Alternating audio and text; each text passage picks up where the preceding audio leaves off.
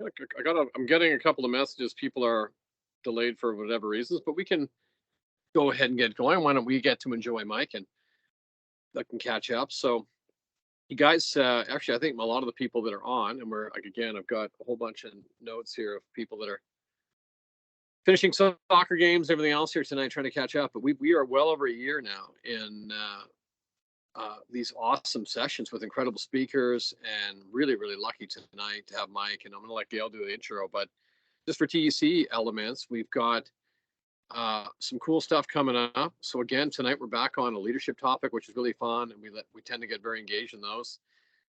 Over the course of the year, we've reviewed, Mike, a lot of the different roles between operations, merchandising, technology, and just how leadership is evolving in the last couple of years. It's been really exciting. And what's going to come up, I think, in September, we're locking in a date, but we're actually going to start entering into how it's affecting some of the changing environments between digital and bricks and mortar, how it's actually even affecting charity and some of the community involvement. So we're going to get Children's Miracle Network speaker Stephanie to come on, and we're going to actually explore a bit of that, because for a lot of this that came out of retail, we're kind of used to helping our communities in terms of capturing all that physical traffic as it goes through stores and things. But what happens when you don't have physical traffic coming in and you're not selling something on e-commerce? You're actually asking people to help with charity. So charity and social responsibility is going to come up.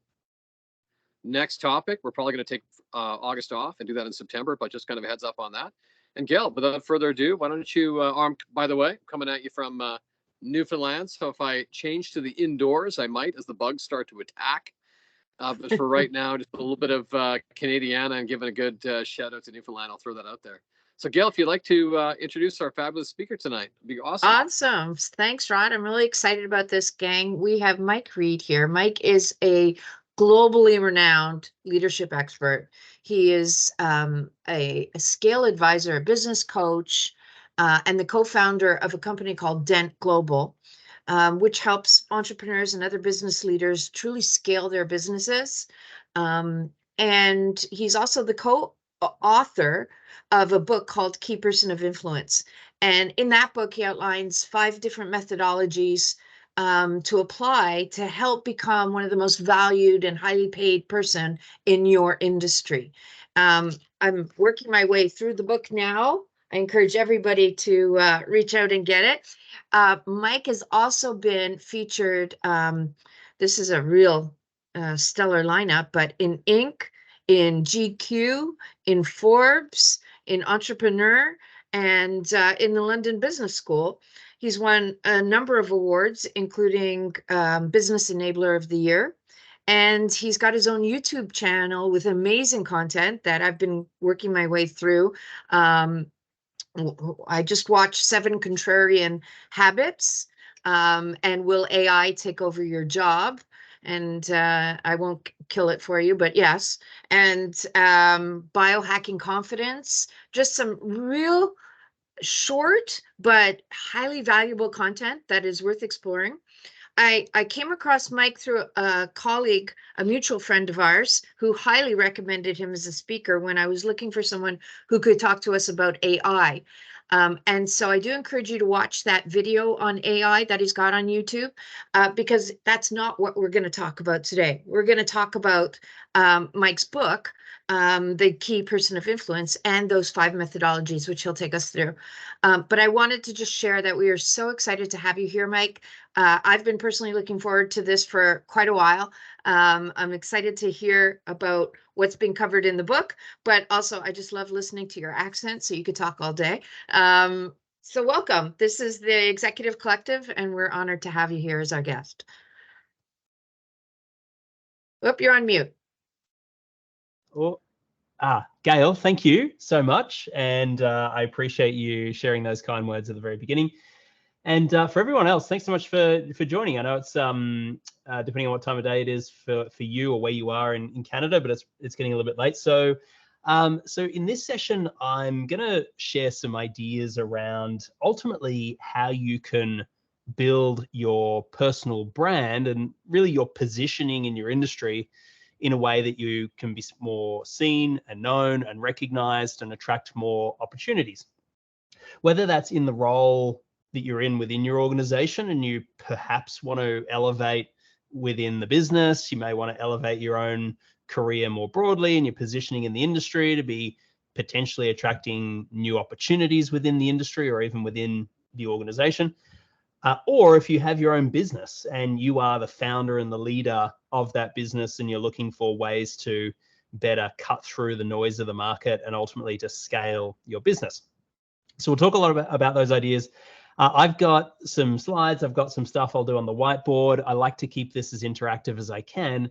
So please don't be afraid to ask questions. As Rod said at the very beginning, video on is really great because then I get to see you and interact, and we can actually engage in this process. And most importantly, I really love you to get something out of today's session. I don't want you just to see it as a one-way presentation. So if you do have questions, please ask as we go, and let's have some fun. Sound good? Awesome. Okay, let's get into it. So I'm going to share a screen. If someone on the team could just help spotlight, that would be super helpful for me.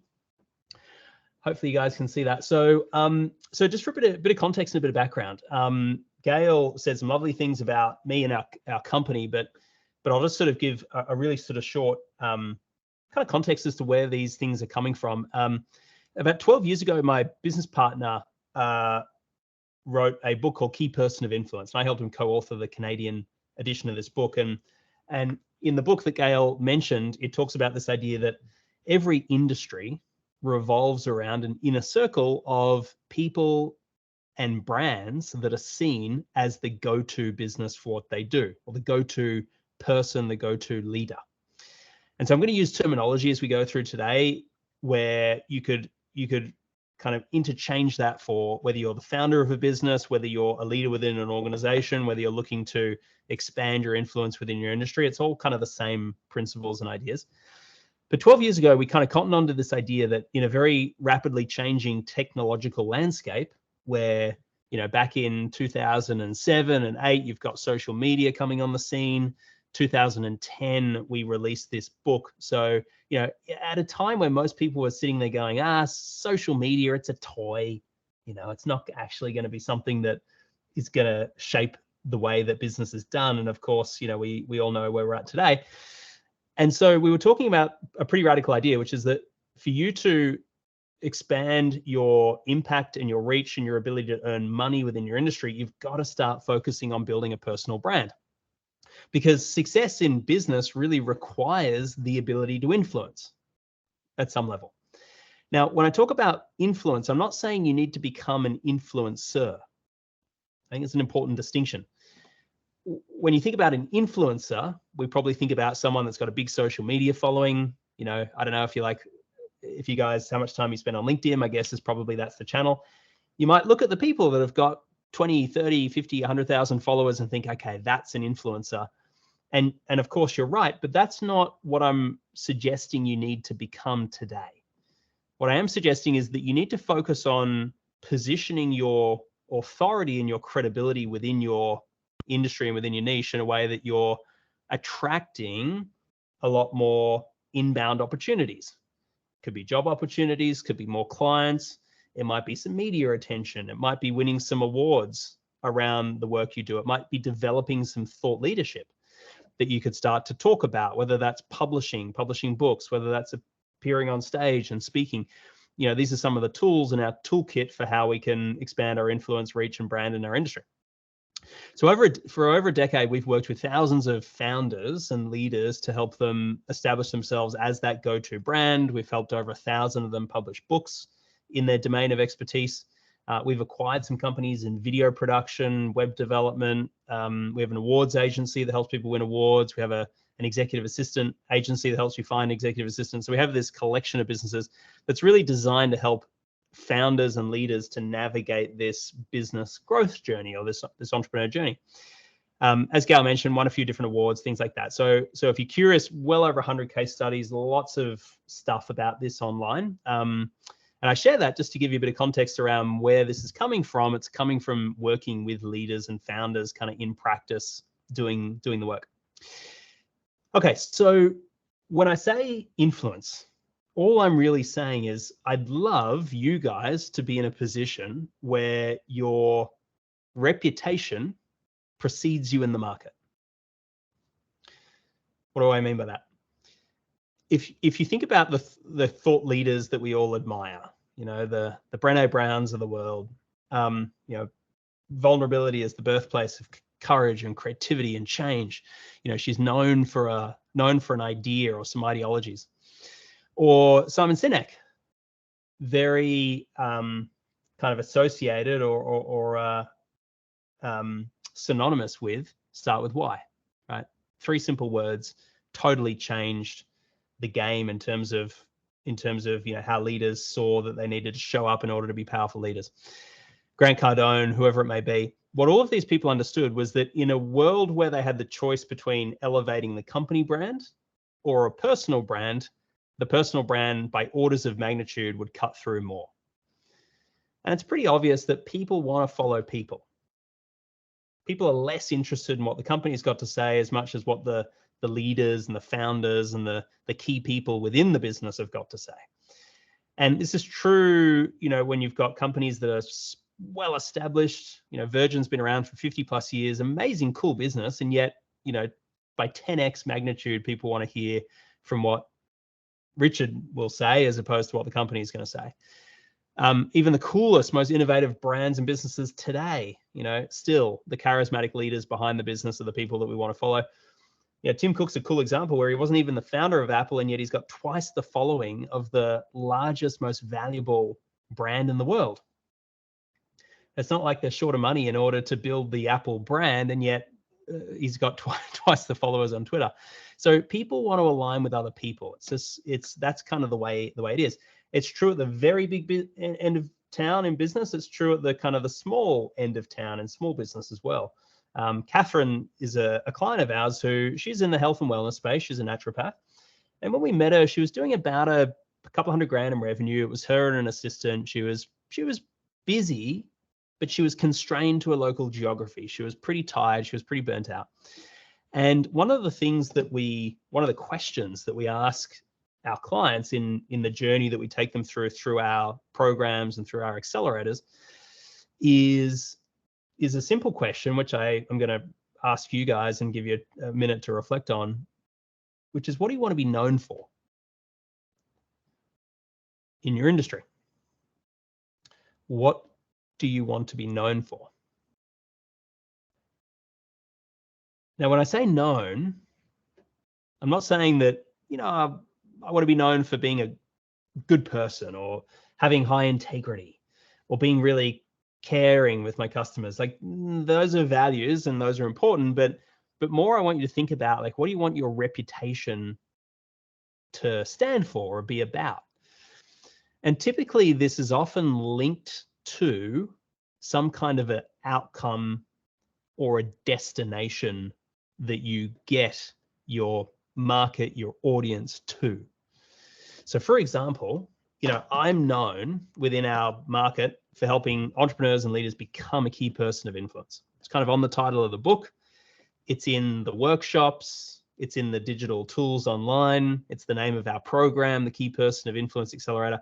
Everything kind of coalesces back to there's an outcome, there's a result that our market want, a highly desirable result. That is, I'm showing up as the go-to brand or a go-to leader within my industry. I'm attracting more opportunities. I'm earning more money. I'm having more fun. I'm getting to be part of the coolest projects. I'm being invited on the right teams. And so it's a highly desirable destination. And so my reputation is now attached to that highly desirable reputation. And if we think about what do we want our reputation to be attached to, probably a highly desirable reputation, destination for your clients or for your audience is a good thing. So when we asked this question of Catherine, she sat there and she went, you know what? The challenge I have is I wish I could encourage my patients to have made the shift in their lifestyle and their health and wellness behaviors 20 years earlier. Because that's when we could have made a change. But now it's really hard. Like, people have got celiac disease or they've got some entrenched kind of lifestyle disease, much harder to try and fix that. And so it led her to, we helped her launch something called the Shift podcast. where she would go and have conversations with her patients, a variety of people from all walks of life. Some people that were really in the throes of trying to navigate a particular disease, and they were unpacking that story. She would talk to people that were experiencing incredible health in their 70s and 80s and even 90s and tell their story of how they made the shift. She would talk to the family members of, sadly, those that never made the shift in time and they were lost. And these were really emotive conversations. You know, they were kind of conversations where people were sitting there on the edge of their seat going, is that going to be me? You know, like, am I next? And so she went from her very local geography to all of a sudden she was reaching tens of thousands of people all over the country who are tuning into the podcast. We then helped her launch the book called Get Well, Stay Well. And the book was this kind of really unpacking all of her intellectual property of how does she do what she does and how does her organization do what she does in a way that helps people to get well and stay well. And then, of course, when we slow you down, right, slow down the way that you go about doing what you do in your job and your work and your career, there is just a wealth of insights and methods and process, case studies, examples, ways you've done things that deliver great outcomes to people.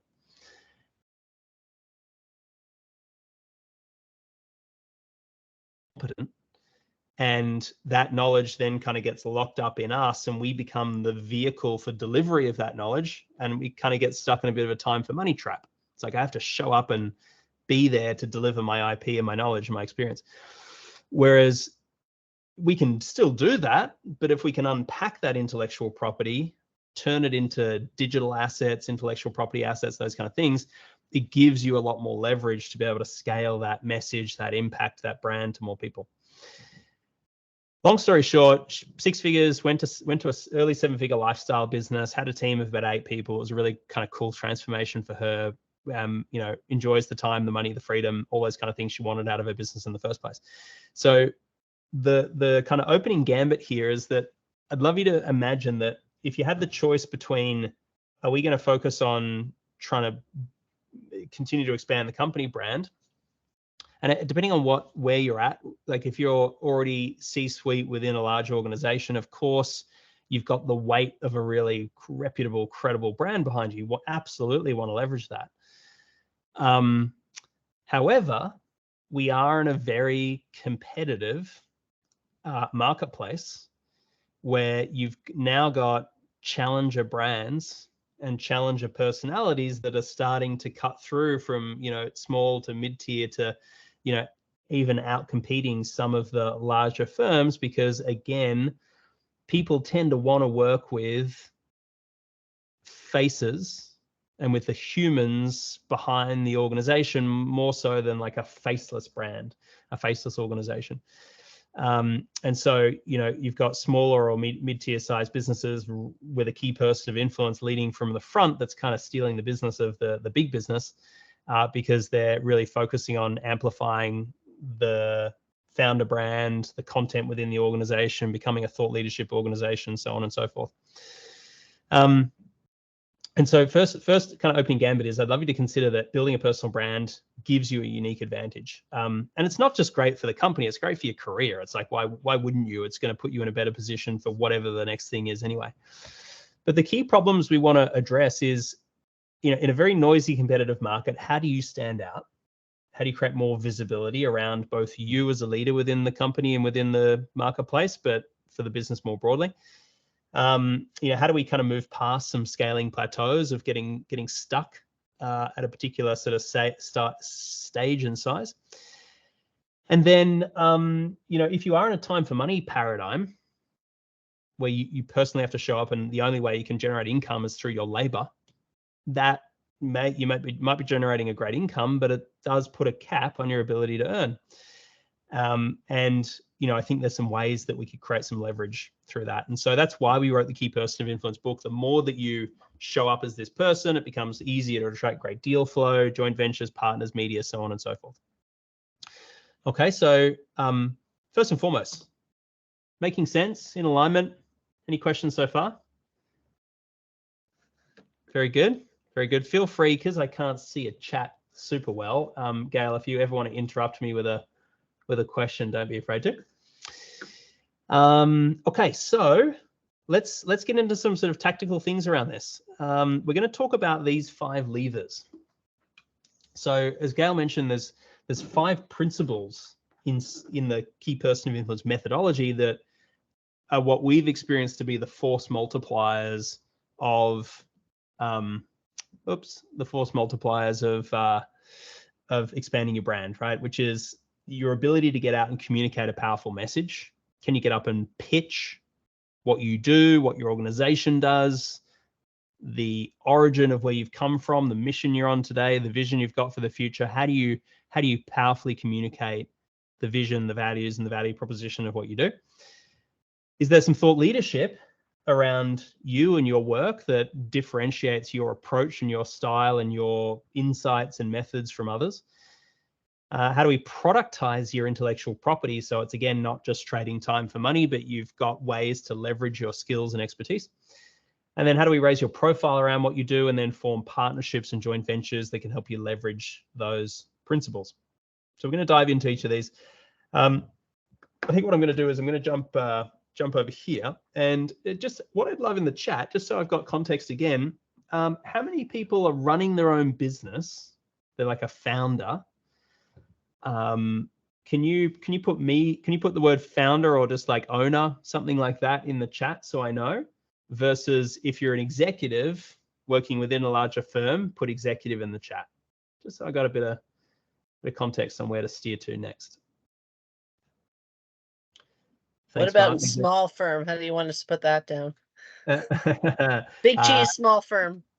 Yeah, that's big cheese, small firm. I think you're closer to an owner than than maybe executive in that case. Solopreneur, executive. Okay, a little bit of a mix.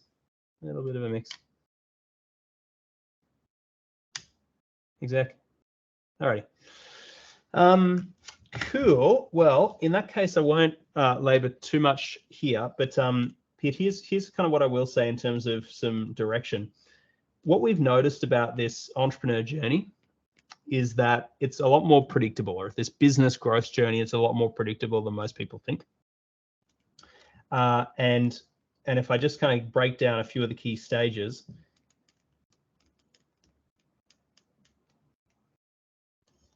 So every business begins as a startup, right? Hopes, dreams, enthusiasm, excitement, going out and kind of building the business. And basically the goal of every business is, can you get it to 100,000 in revenue?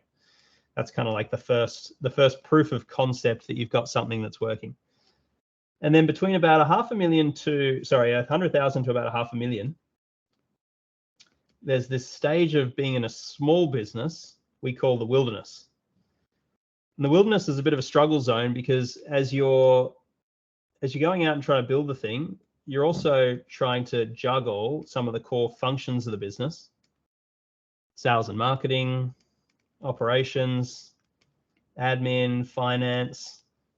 And as you start to get some help in those areas, and you get some people on board, well, any additional revenue that you're generating very quickly just kind of gets sucked back up into more people and infrastructure and those kind of things. So this phase of growth through from early stage to about 500,000 is just pure reinvesting back in the business. Not a lot of fun for the founder, in the sense that it's just grind and basic wages for you at best. Shouldn't expect a lot of profit in the business. Still chasing, hunting, not that well known in the industry, so on and so forth. And then between about 500,000 to 2 million, things actually shift into a really great space, and it's what we call a lifestyle business or a lifestyle boutique. And this is where you've started to kind of climb this. Sorry, I'm getting all my colors mixed up. So you're starting to climb this ladder of leverage, right? So at the very base of the pyramid is you earn money based on your labor, having to show up, trading time for money. And you might have great expertise. You've got you're incredibly technical and good at what you do in your industry, but it's like, I have to show up and be the value delivery mechanism. And that always is going to limit you to some degree or another in your career. Whereas the next stage of the journey of leverage is about how do you develop intellectual property. I'm just going to say intellectual property assets. So when I use the word assets in just a broad business context, I think it's helpful to think about this idea, is that part of what governs the time trap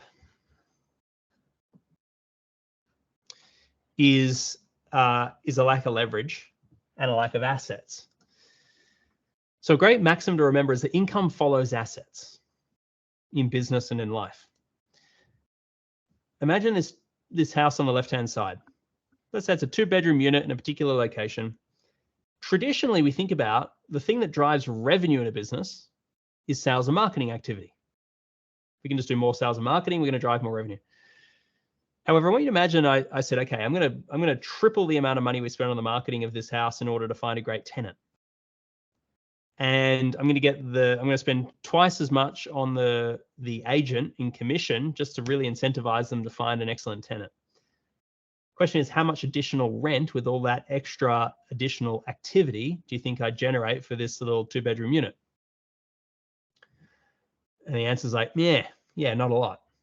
Right? And fundamentally, it's like it's a 2-bedroom unit. So it's limited by the size and scope and the value of that asset. Whereas on the right-hand side, this beautiful 5-bedroom house, I could, without even doing any sales and marketing, I could have a basic little ad in the corner of a website somewhere on the internet, and it's instantly going to get twice as much rent as the other one will. It's like, why? It's a bigger, more valuable, more beautiful asset. If I could turn the 2-bedroom into this, it would suddenly massively change the inherent income potential of that asset. So in a business, what drives income is really ultimately, it's a combination of both assets and activity. But we often, as founders and leaders and entrepreneurs, and we tend to over-index on the activity and under-invest in the assets. And for a lot of small businesses, especially, like a lot of stress, struggle, frustration, it can be traced back to just some kind of an asset deficiency. So when you're creating leverage, think about, well, I've got intellectual property, which I currently deliver through my labor, having to show up and do the work, but that labor is based on IP. It's based on knowledge and skills and things that you've developed over the course of a career. How do we convert that IP into IP assets? So, examples of this might be, you might put together an industry report that talks about the 5 trends that are happening in the cybersecurity space, or whatever your thing is. You might put together a digital scorecard, kind of like a personality profile that a prospect or someone within your target market could go through to self-evaluate strengths and weaknesses around, I'll continue the cybersecurity example, how vulnerable are we to cybersecurity threat? Answer 30 questions, takes less than 5 minutes, get personalized feedback, take the test.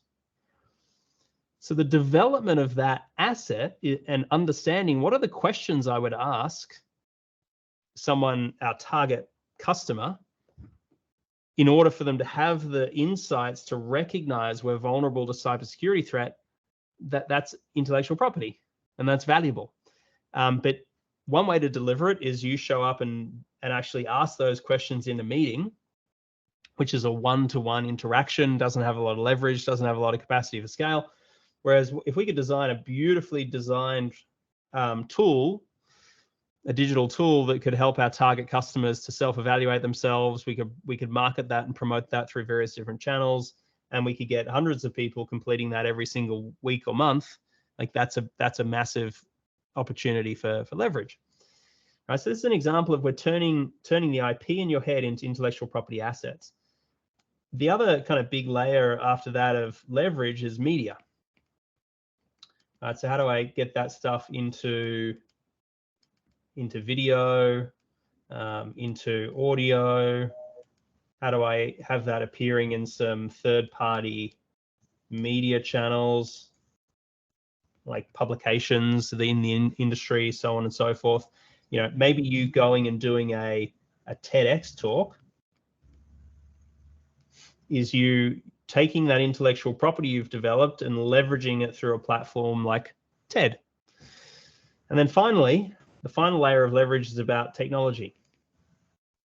So you might convert some of that into, you know, like an online learning management system, or a portal for your clients to be able to use and interact and engage with.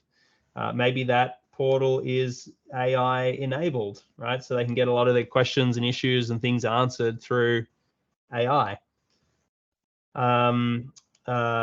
You might develop some technology that you know, helps you to, like an online course, for example, could be another example.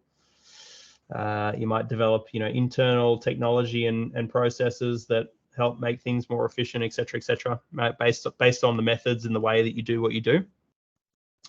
So, you know, those three layers above and beyond labor is really what creates leverage. And, you know, when I mentioned before these 5 principles of becoming a key person of influence, see that as your orientation.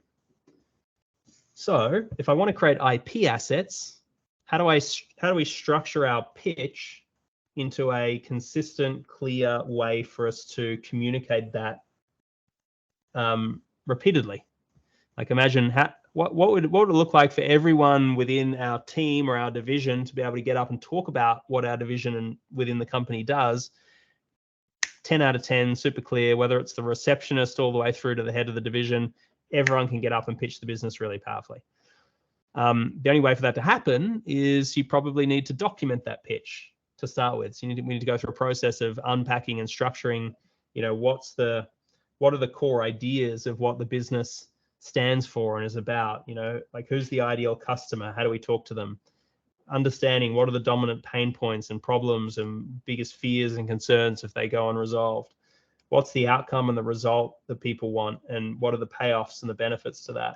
You know, how do we communicate our process and our method for getting people there?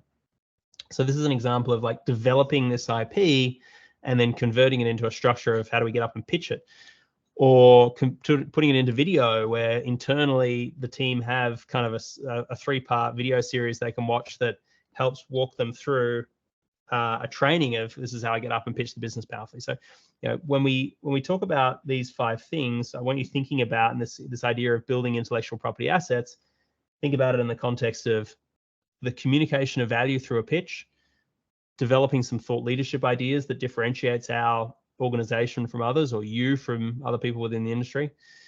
You know, productizing in the form of can we develop ways that can better engage our customers in early in the educational journey, generating leads, warming up those leads, priming them, educating them, turning more of them into core customers, so on and so forth.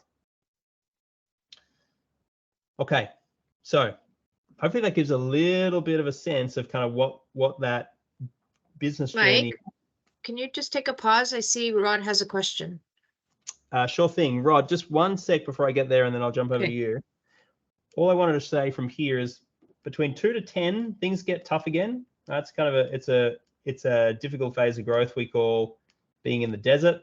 You've basically got scaling challenges, not a lot of cash, things like that. And then up here, like, you know, 10 to, let's call it 100 million size organization, or even $1 billion size organization, you're up in that kind of corporate world, slash, you know, you might be a unicorn tech company, you know, things like that. Different challenges, different things. Where as a small business, you're focused on the founder and the leader being the key person of influence, whereas a business like EY or Deloitte, or, you know, like a Big 4 accounting firm or a consulting firm like McKinsey or something like that, they've got many key leaders of influence within the company. So partners that are all out there trying to win business, that are trying to establish the McKinsey brand as the go-to consulting brand. They might be putting out content and thought leadership on LinkedIn and things like that. That's building a little kind of attraction engine through these many key leaders of influence within the organization. Rod, question. Yeah, yeah, no, it's good stuff. I guess the question, and I go back a little bit to earlier in what you were sharing. This question's obviously for the executives in the group. If you're the founder, and it's kind of a matter of strategy, how do you add these things? I guess one advantage, well, one disadvantage, you got a lot going on, but the advantage you would have would be, of course, that you could decide, I'm going to do some of these side projects and kind of build my brand. You mentioned earlier as an example that you could have situations where the executive themselves, not the founder, but an executive that comes later, builds a strong enough brand inside a corporation. And in that case, what would be some of the things you've seen or ideas around this? Because you don't necessarily have the same latitude to start saying, hey, we're going to divert energy to this activity. I'm going to start putting myself out there. To your point on Richard Branson, yeah, I mean, he could decide do whatever he wants. He started the company. But what if you were a CEO hired later by Richard and you do want to build your brand and at the same time you're not the founder? What would be some of the ways you'd consider that uniqueness or examples you've seen in some of the work you've done? Yeah, no, great example. Great question. So it's absolutely true that you don't have the same latitude or leverage. I think it would depend on what kind of organization you've joined or you're a part of. If it's very old school, not interested in the executives or the leaders building any kind of brand, personal brand within the industry, it's going to be tough, right? You may not find that that's the organization that's going to give you the latitude to do it. So you may consider finding a different organization that would be willing for you to step forth and have a social media profile, put out more content, things like that. At the end of the day, the reason that as an employee within a company, the reason we're valuable is because we're there to help solve a problem for the organization. So like all value gets created in solving problems in business. It's kind of like the simplest derivation of what value creation is the ability to be able to move the market or a customer from where they are now to a better, more desirable place of where they want to be.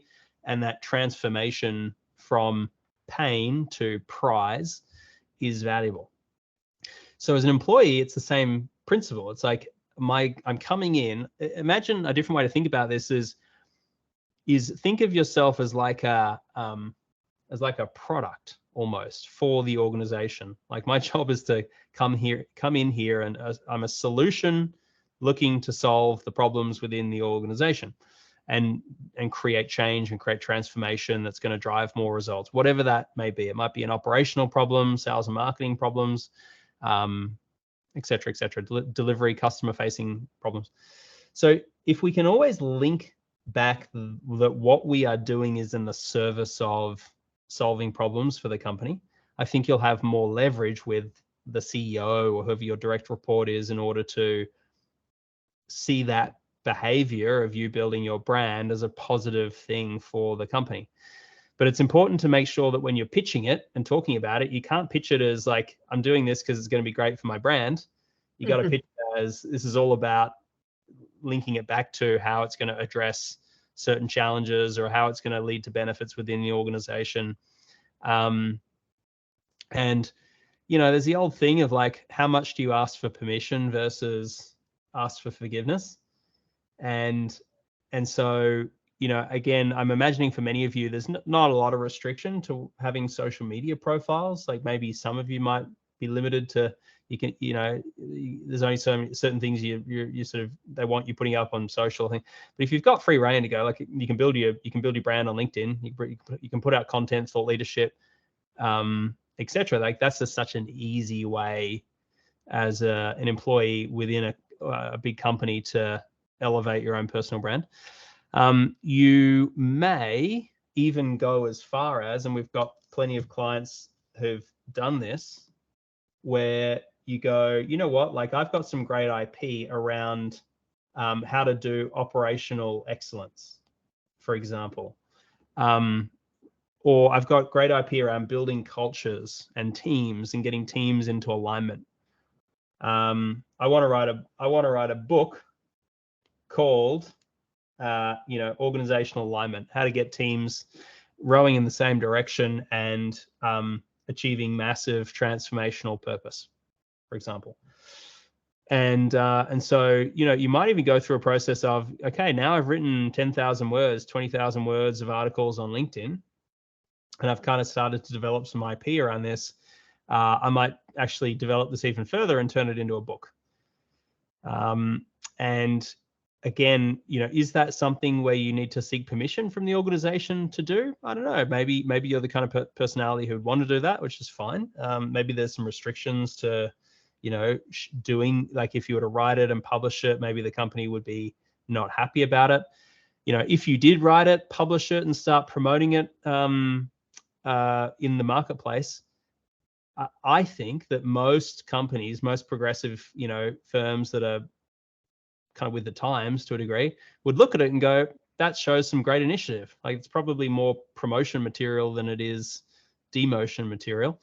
And if they weren't happy about it, like, you've now got a bit of leverage to leave because you're the author of ABC book. You've just demonstrated your entrepreneurial skills and talents.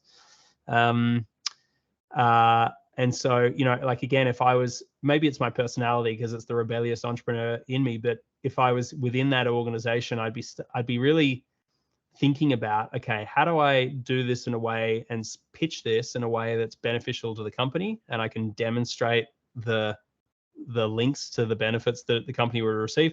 Or if I rather than ask for permission, I'm just going to go out and do it and actually get the benefits, and then come back and show the benefits to the company. I go, look, I've done this, and here's what's been happening, and I think it's positive, and I think we should keep going with it. I'm in a much better position to make an argument for why that's a good thing, because I can actually show tangible results. A couple of thoughts. Rod, what's your take on that? Yeah, no, I mean, I agree. I think that the more you can link it to the projects that you're actually being asked to do, I think it's a bit, like you said, kind of a fine balance of bit of a gray space. There's a certain amount of risk involved.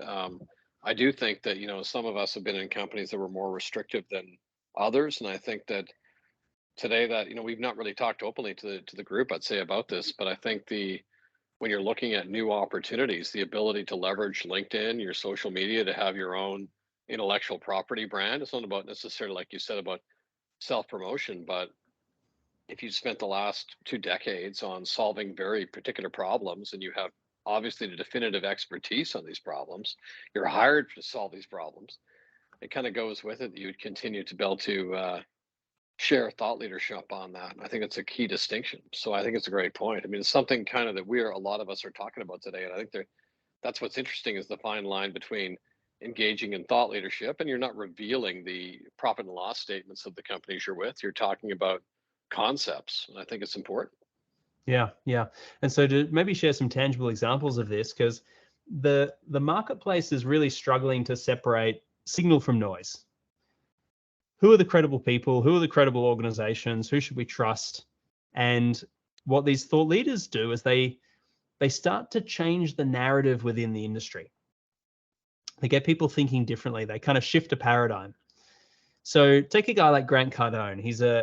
For those that may not know him, he's a well-known leader in the real estate space, big personality online. If he was talking about what he does at a functional level, it's like, we help people invest in real estate, right? Income producing properties, that's what we do. But that's very functional. It's not actually what people care about. And so consider that, when you're thinking about developing this IP, it's not about what you do so much as what do people want.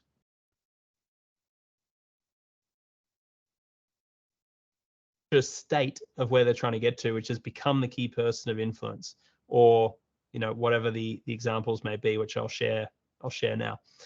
So it's like, the way to think about this: you're not buying a seat on an airline. You don't want to sit in an airplane. What you really want to do is get to the destination.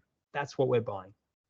So when we're developing this thought leadership material, it's like, how do I orient it towards an exciting, aspirational, transformative destination that we're moving our market to, or our customers to? So Grant Cardone really codified this idea of 10x. Wrote the book 10x Rule. 10x your business, your life, your ROI, your results, everything. And he unpacks a mindset and a methodology of how you can have 10x thinking. Now, if you had the choice between the generic multifamily real estate investment firm or the guy that promises you can 10x, it's pretty obvious based on his millions of followers of who people want to follow and align with. So we call this idea, what's the kind of the core buying beliefs that your market, your customers need to believe to want to do business with you? Because the mistake that I see a lot of companies make or people make when it comes to developing this thought leadership is they're talking about what they do. And frankly, at the point that most of your audience are at, they don't care about what you do. They don't even really know what you do. They don't even necessarily know they've got a real problem. What they need is we need to go back a step and interrupt the pattern of their journey, where they're on kind of going towards an inferior outcome, and share some light bulb moments. Share some insights that shift the way they think about solving a problem. So for example, Simon Sinek did this incredibly well, where he totally shifted our orientation around leadership and communication from not talking about what we do or how we do it, but why do you do what you do?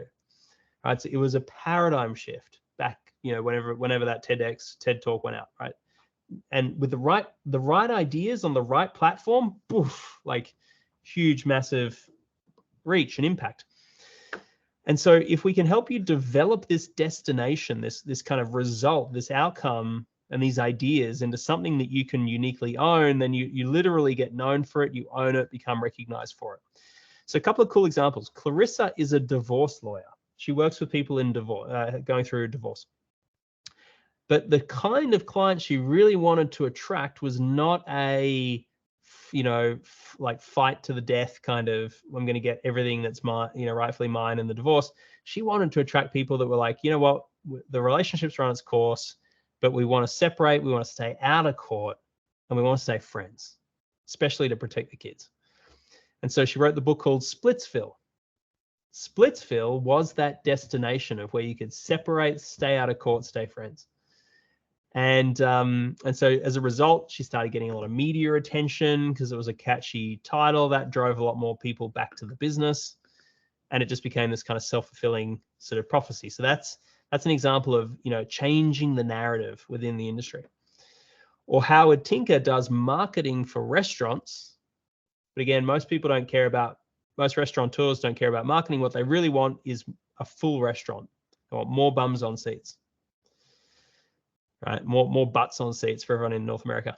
And then Ben runs an accounting firm, but again, his clients don't care about accounting so much as they care about saving tax and keeping more cash. Right? They don't want the accounting; they want the effect of what the accounting does, which is I want a cashed up business. Help me protect the cash. So he wrote the book Cashed Up. 7 steps to pull more time, money, happiness from your business.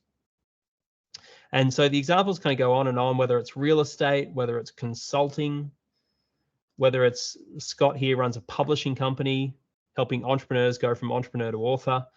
These are examples of where we're codifying a destination. We're starting to shift the narrative in the industry from an old way of thinking to a new way of thinking. And if we can establish what that new way of thinking is, what that paradigm shift is, and develop a bit of the intellectual property around how to get there, and then package it effectively, whether it's packaging it in the form of video, podcast interviews,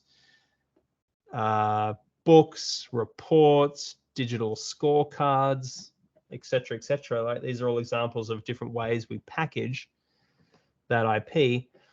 But ultimately, that's the stuff that gives the leverage. I feel like I've done enough talking. I'd love to open up to some Q&A, if that's okay with you, Gail and Rod. Absolutely. Absolutely. You've covered a lot of things. Where do you find that, I'm going to jump in if you don't mind, where do you find that the folks who come to you, where are they struggling the most? Is it the time, money? issue, or is it that they haven't actually defined what their destination is, and therefore they don't it's almost like not really knowing which business you're in, putting Yep. bums in seats or Yeah. or delivering people to the moon, right? Yeah. Yeah, Totally. where's the biggest struggle, do you think?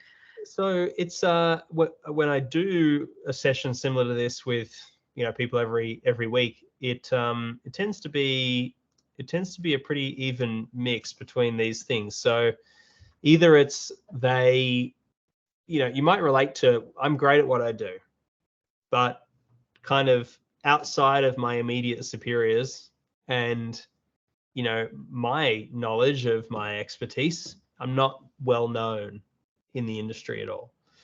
And so if you left the company today or tomorrow, to what degree could you pick up your personal brand and experience and easily deploy that into the market and have a bunch of organizations kind of beating at your door wanting to hire you?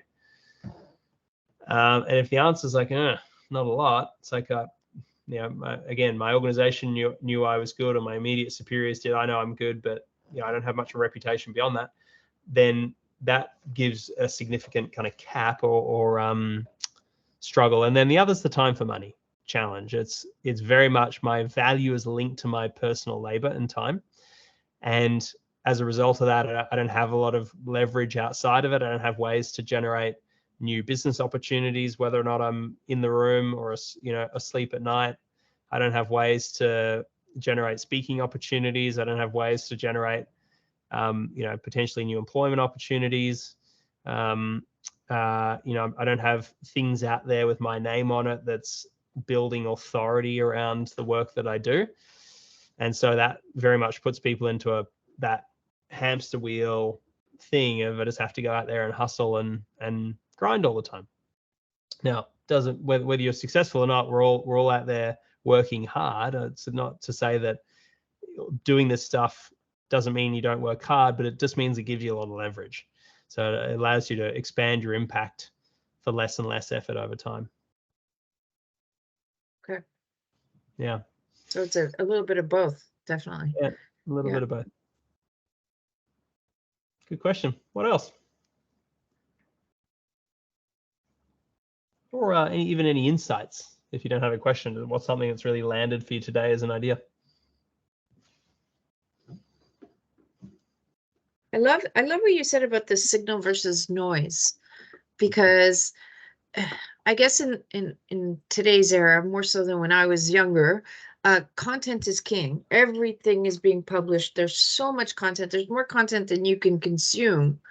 So how do you create, the cut through to be noticed? I mean, it almost feels like everybody's writing a book, everybody's doing a podcast, how do you stand out? Like, how do you really cut through the clutter? Is it networking that makes the biggest difference? Yeah, well, I mean, the truth is it's really hard, Gail. Yeah.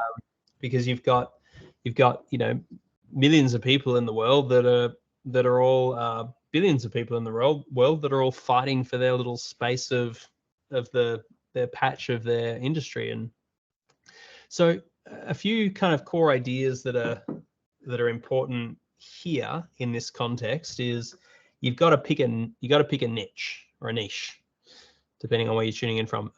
You've got to find like what's your specific micro niche of domain or area of expertise that you really want to focus on getting known in. And so a sort of a simple or a helpful way to actually, let me just transition over to a couple of other little slides here that might help with this.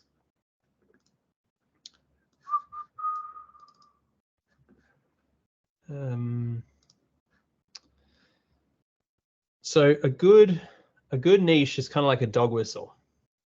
Creates a lot of focus for the market, and like well-loved, well-recognized brands create these cult-like followings of people that love the brand because they really know their audience really well, and they've really kind of focused in on that audience and worked on really delivering remarkable results and experiences to them. So Carolyn here is an example. She runs a marketing practice, but she works with dentists. So it's specifically marketing for dentists. Won a variety of awards, did some global partnerships, wrote the book, spoke, and it was her whole thing was how to have a full appointment book within your practice. Not about how to run operations better or how to do the admin or the finance function effectively. It's all about filling up the appointment book. And that's an example of she's niched around a very specific problem, which is customer acquisition, not for any business, but for dental practices. Right? Nice and niche.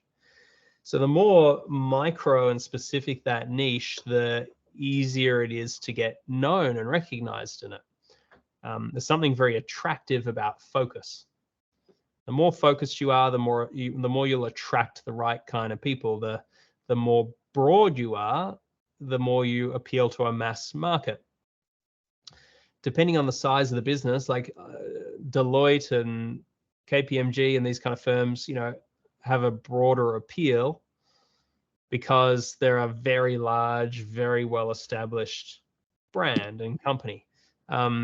Virgin's a lot more broad appeal, or Tesla's more broad appeal. But keeping in mind, like Tesla didn't start as broad appeal. It started as they created a very kind of niche specific sports car version of the Tesla that they charged a super premium for. And then they used all those profits from the beta car, the V1, and then they invested in building the next model, which was like the S or something. And that was still a premium model, but it was a little bit more accessible. And then as they got to a bit of a critical mass and some economies of scale, they then introduced the next one and the X and the Y and whatever else. And then it became a lot more mass market, broad appeal.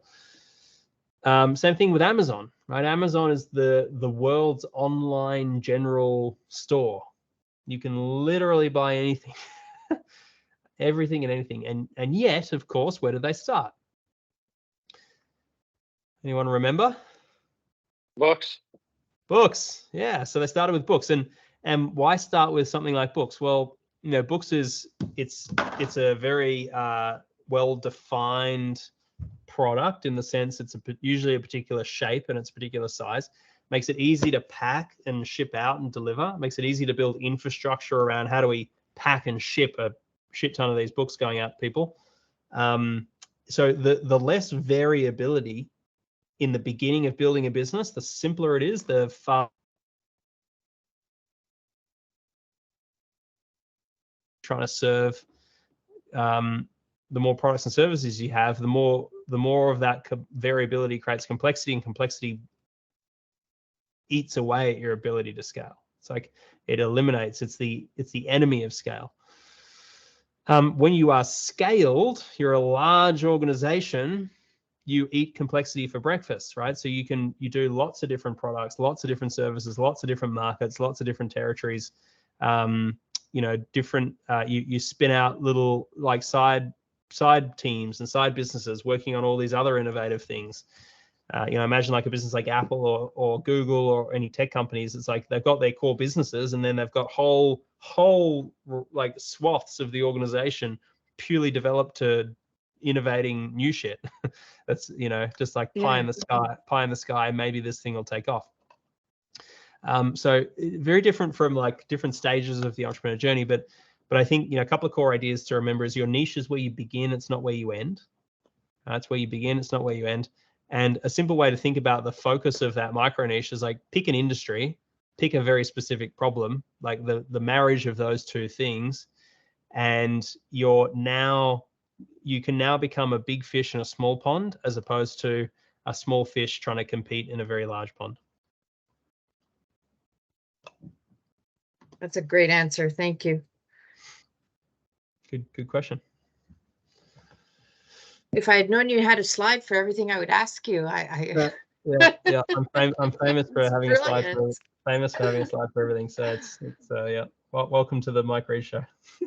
Did anything stand out for anybody else that they wanted to kind of elaborate on or have Mike elaborate on? I like the stats at the beginning Hey, of Mike. the people versus the Instagram followers for the company versus the leaders. I Yeah. found that very impactful. Thank you. Yeah. Yeah, it's good. It's not until you see it like that, Amy, that it really lands, where it's like, oh, yeah, that makes sense, of course. Tim, you were about to say something? Yeah, thanks, Tim here. No chance to meet yet. My connection's really bad, so if I'm cutting in and out, just tell me, and I'll drop. Your personal brand, your messaging around your personal brand really resonates with me. I run a large organization and a tech company, and I've got many people in my organization that are both very senior, doing their jobs for a long, long time, very embedded, have great personal brands, and then, literally just hired a bunch of interns fresh off the street. And so I find myself like varying my message when I talk about branding. I think I have a pretty sound story to tell, but I'd love to just, from your perspective, like, how do you tailor that branding message to your audience, right? So someone shows up at your door and maybe they're really well established. What do you talk about with them in terms of personal branding versus somebody like fresh out of the gate, just getting started? What are some of the key messages you might try to get across to them? Tim, are you talking Because I think about? they're very different messages, right? Yeah. Are you talking about how do you communicate your personal brand ethos, what you're about, to different stakeholders like that? Or are you talking about how do you encourage them to be building their own brand? It's the latter. So we're going through some transformational change right now. I work for Expedia Group, just throw that out there. And we're integrating AI and machine learning in just about everything we do, which is a sea change for a lot of people. So you have really well-established people, very good at their jobs, have great brands, but they have a lot of dynamics coming their way, right? So how do you leverage that really well-established position you have in the firm to help me manage management, right? You have like Gen Z or Gen X coming on board, who they're all about change, right? Like they live their whole life in manners that, someone of my generation just simply hasn't. And so talking to them about establishing a brand, right, and grabbing a foothold when their whole life has been about dynamics, right? And so it's just, I find myself kind of pivoting in those conversations. And I'm just wondering if you have some thoughts around that. Yeah, I'll share some thoughts, and I'm not sure how helpful it'll be. So so apologies in advance if it's not. But yeah, I think so I think a few things. Like within an org, like I'm thinking about Expedia, who obviously great organization and kind of cool progressive firm and those kind of things, and so I think part of it's about the old bulls mentoring the young bull to a degree. How do you do that effectively? I think ways that could happen is bringing expertise externally, like into the organization, to run training, education, learning. Like I think there's to some degree there's probably like investing in education and learning and development and that kind of thing, which I'm sure Expedia is doing to a large degree already. But if you wanted to put a focus into helping the full breadth of the organization to think about how they build their thought leadership and their profiles and their reputations in a positive way within the market, I think that's one avenue. I mean, my guess is that the younger generation obviously know how to use social media and these tools like better than the older generation do, but they may not have necessarily prioritized it in a professional sense. And so, how do you I guess what I'm hearing is, how do you encourage that? And I think again, like a big part of it comes down to both leading by example and also, you know, some education and learning. And I think most people, always feel like as humans, we tend to do things that we can make a strong case for why it's going to be valuable for us or beneficial for us. You know, it's like the age-old thing. If you read a book just for the sake of reading because you just want to read the information, you're probably less likely to absorb it compared to if I got a burning problem right now and I'm looking for a book to help me solve that problem. That's probably going to be more impactful for you at that moment in time. So it's kind of like this idea of just-in-time information versus just in case. And so maybe part of it is about educating them on the value of establishing more of their own social profiles, thought leadership profile, that kind of thing within the industry and within the organization, and teaching them about how that both benefits them personally and benefits the organization. I like this idea of a truck and a trailer analogy when it comes to team members, which is, you know, imagine a truck like hurtling down the highway at 100 miles an hour, 100 kilometers an hour. You know, that thing is moved like a big semi-trailer, like it's moving at a force, at a speed and with a level of momentum that's like there's a high degree of inertia to change, right? Or to stop. That thing's just it's going to keep hurtling down the highway. And that's very much what individuals' values are, you know, within a company. It's like my personal values is ultimately what I'm here to try and fulfill upon. I'm not here to really fulfill upon the company's values. I'm not here to fulfill upon the company's objectives. I'm here to fulfill my own personal values and my own mission in life. But I see this company as a vehicle in order for me to help do that. So the way I like to sort of think of the analogy or the metaphor with my team is that, and our team is that it's like they've got a truck that's hurtling down the highway. How do I attach the company's objectives and the company's values to that truck, right? The trailer to the truck. So I'm not trying to position, you know, why we're doing something in the service of just the company. I'm trying to position it in how it's going to be of service to their personal goals and ambitions and things like that. So maybe this answer is too meta. I apologize if it is, Tim. But you know, when we sit down with a team member and we go through and we set what we call that, we use the framework OKRs. I'm sure you're probably familiar with it, objectives and key results. And so, you know, when we go down and we set our OKRs with the team and we have dashboards that we do that in, and you know, we spend a bunch of time really talking about their personal 10-year, what we call moonshot, of what are their personal objectives and goals, and really paint the picture of that and get them excited and connected to that. And then we create the company professional OKRs over a year and quarter, and help them kind of connect the dots of how achieving that's going to help them get to the, you know, financial goals they want to achieve within the company, and that's going to lead them to hit those personal goals.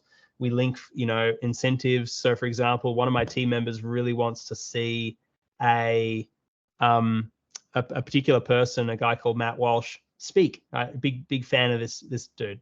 And I'm like, hey, look, why don't this year, what do you think about if we can hit your annual game changer? We'll get you a ticket to go to the show with whenever he's touring in 2024 with Matt Walsh. And she's like, oh my God, amazing. So it's kind of like linking the professional goals to the personal goals that we unpacked. And so, you know, I maybe part of this is about how building their personal brand is going to help them get to more of those personal goals they want, you know, beyond just the time that they're with the company. Because I always feel like my team, we're a platform for a period of time to help them grow and evolve personally and help us grow and evolve as a company. And then at some point they'll spread their wings and go somewhere else. And it's like we've completed our contract, right? We've completed our contract of fair exchange, and it's not going to be a forever thing. So anyway, a bunch of thoughts. Yeah, and ideas. What's your take on that? Well, no. So Yeah, no, certainly with this newer generation coming into the corporate world, and I think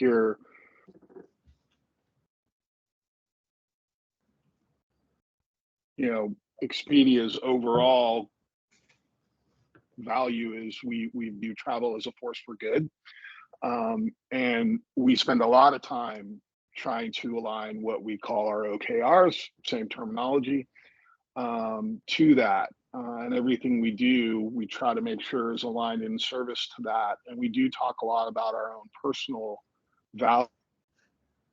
And so I think you've reinforced, maybe I haven't delivered an answer, but reinforced that I'm not too far off the bar in terms of how we've been thinking about approaching sort of this under the maybe the lens of change management. So thank you. Really appreciate that.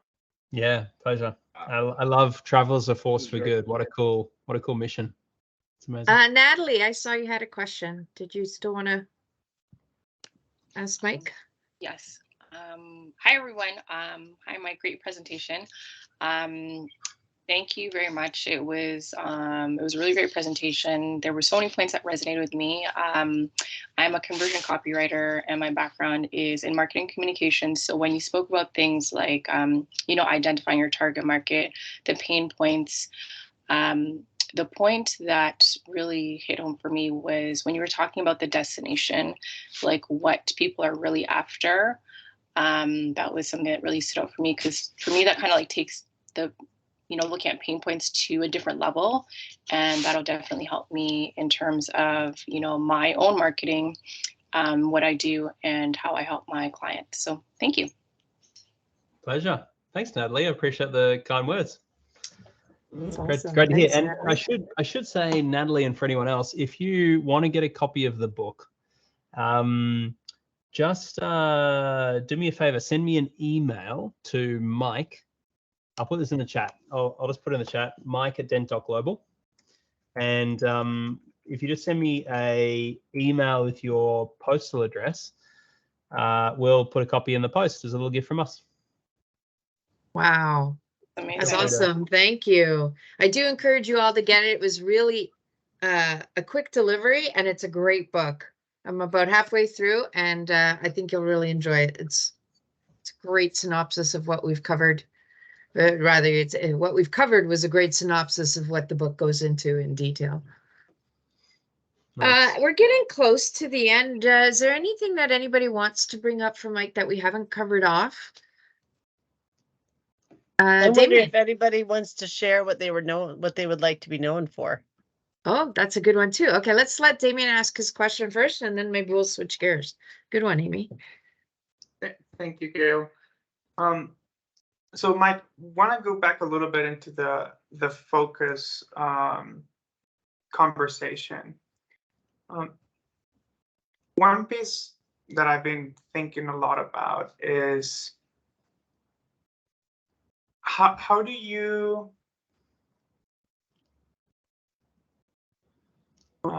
make a product or conceptualize when your whole focus has been about quote unquote generalism or lack of focus, right?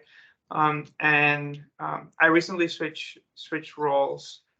So I've been having a lot of these one-to-one meet and greets, and where somebody tells you about their career and you tell them about your career. And I've come to realize that in the last 10 years or so, I've probably had about 12 different roles, somewhat complementary to each other. It's not like jumping around, but it's sort of been about what I've brought to the table is a capacity to learn quickly and plug into pretty much any type of problem, and then mobilize a team around that and figure out how to create that value, right? So when it's been all about generalism, how do you communicate that focus? Great question, Damien. Not easy. So just want to give you some empathy and some kudos that when you feel like you've just been very much a jack of all trades, generalist through your career, valuable, great at what you do, but it's hard to kind of recognize where the specific focus is. I get that. Don't lose faith and lose hope that you can.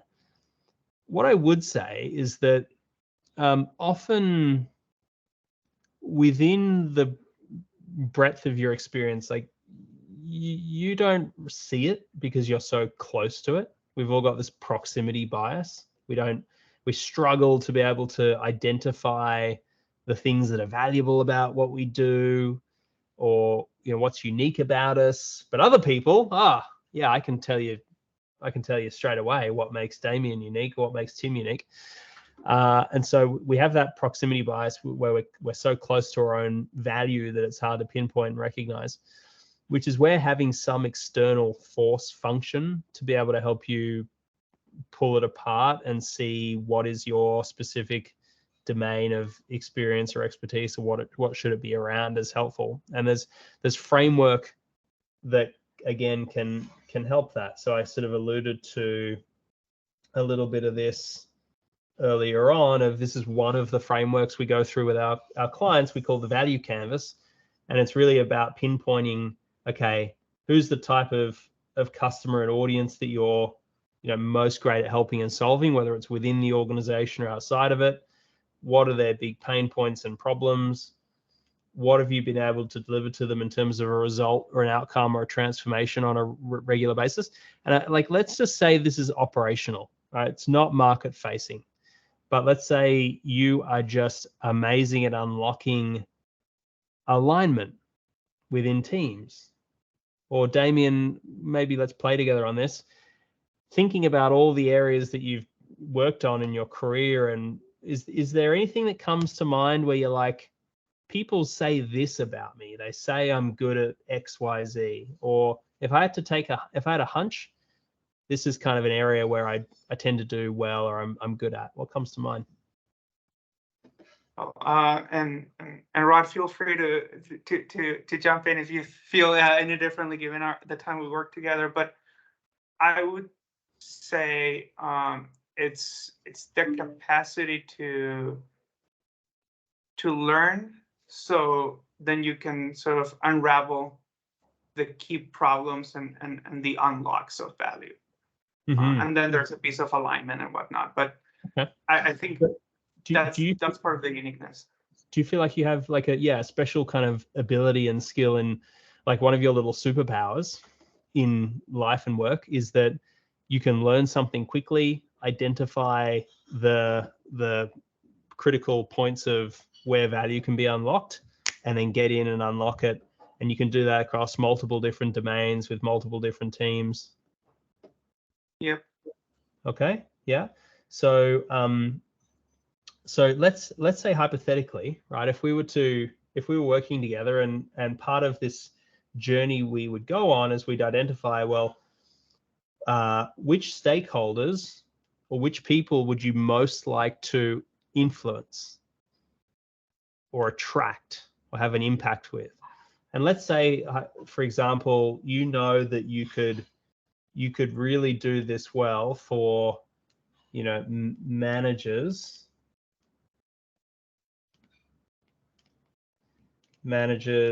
as well as, VPs and whatever else within 200 to 1,000 person firms, right? Just as an example. And let's say there's a concept, there's some kind of an outcome or a destination that would be valuable to that target demographic. And the outcome might be we might coin a phrase, something that you could own, which would be like the learning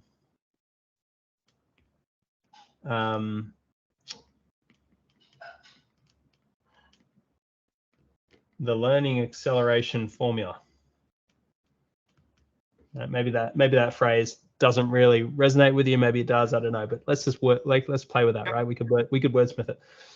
And the way that you help the way you're able to get teams to pinpoint the points of unlock of value, there's a process that you're going through.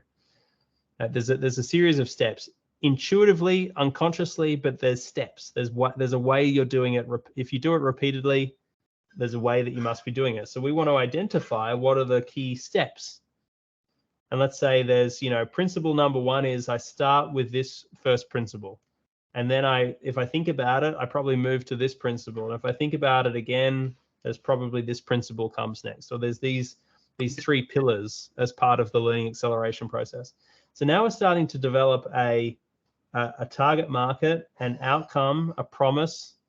We're starting to understand the pain points that manager and VP is experiencing, and we've developed a methodology of how to build the bridge from where they are to where they want to be.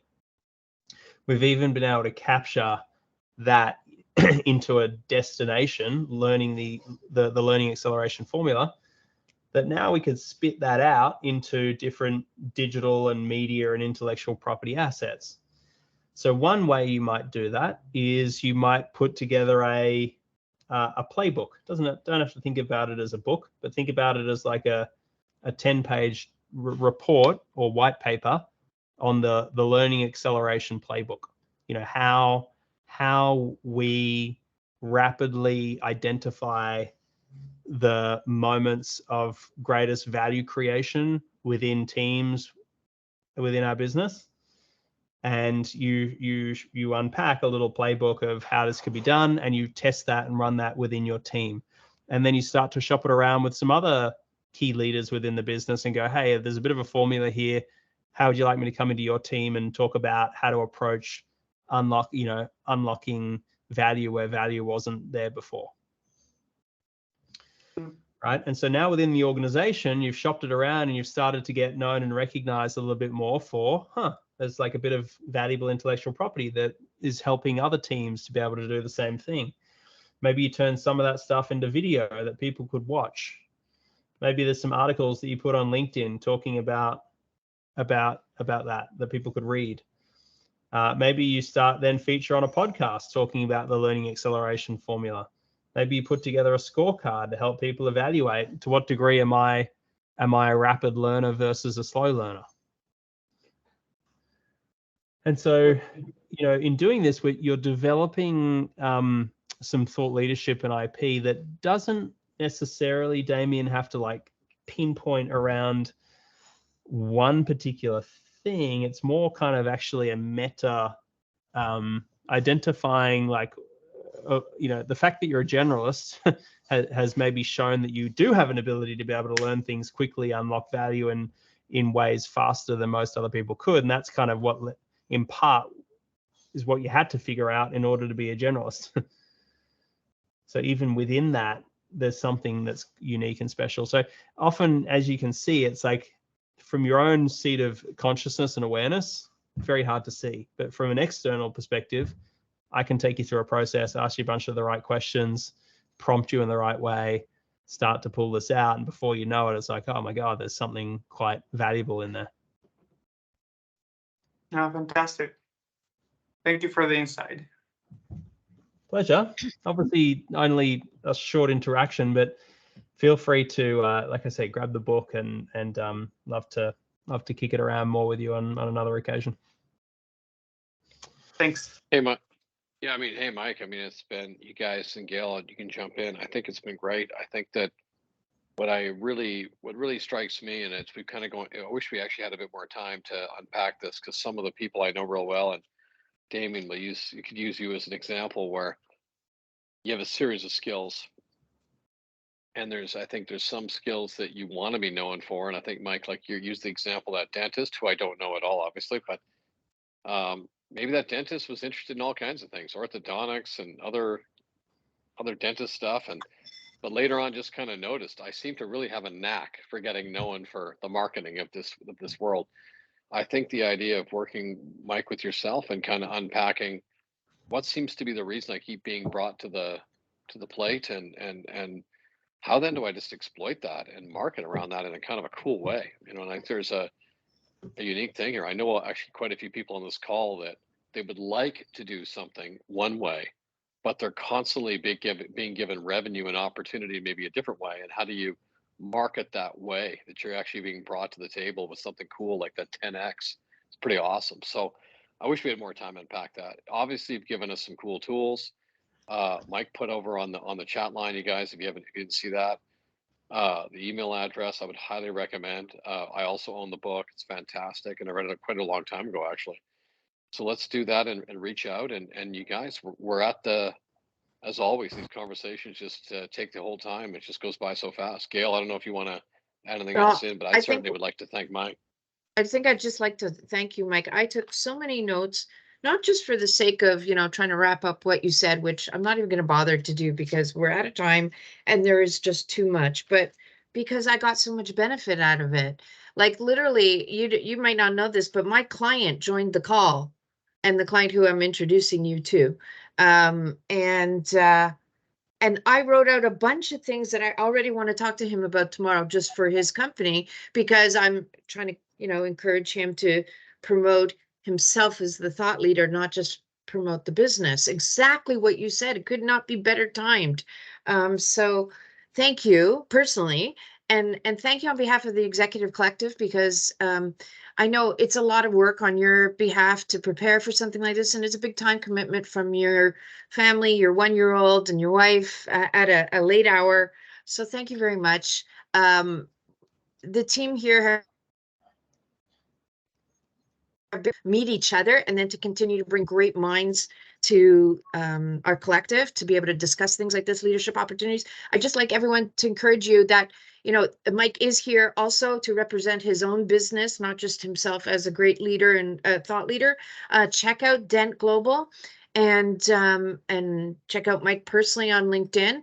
And if there's a need for you to want to finesse your own personal brand, or someone who you're working with currently who might benefit from this as well, please reach out to Mike and let's send some opportunities his way too. Thank you, Gail, for sharing the kind words, and thanks so much for everyone for being here. It's been late for you, so I appreciate you staying up, and I congratulate you for wanting to put the time, energy, and effort into furthering your own growth in your business, in your career. It's super cool. Lots of other things you could be doing right now. So thank you and well done. Thanks. Good night, everybody. Mike, thank you, everybody. Again. Have a good Bye. night, everyone. Thanks, Take Rod. care, you guys. Thanks, Gail. Thanks, everybody. Good Thank you night. very much.